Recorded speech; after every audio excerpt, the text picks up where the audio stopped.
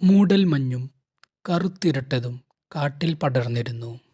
മണ്ണ് നിറയെ ഇലകളുടെയും മണം വായിൽ നിറഞ്ഞിരുന്നു. 10 വയസ്സുള്ള മകനും തൻ്റെ മുത്തശ്ശിയും കാട്ടിൽ ഒറ്റപ്പെട്ടിരുന്നു. മുത്തശ്ശി മകനോട് പറഞ്ഞു, ഭയപ്പെടേണ്ട, ധൈര്യപ്പെട്ടിരിക്കൂ. നമുക്ക് ധൈര്യം കൊണ്ട് എല്ലാ പ്രശ്നം അതിജീവിക്കാം.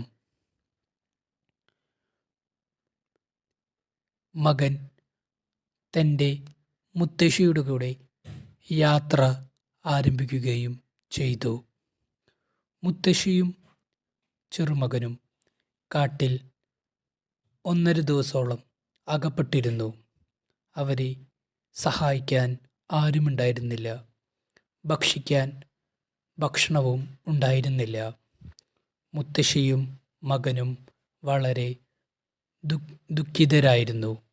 വളരെ ദാരിദ്ര്യം അനുഭവപ്പെടുകയായിരുന്നു ആ നിമിഷം. മുത്തശ്ശിയുടെ കയ്യിൽ ആകെ ഒരു മാമ്പഴം മാത്രം ഉണ്ടായിരുന്നുള്ളൂ. ആ മാമ്പഴം ചെറുമകന് നൽകി അവൻ്റെ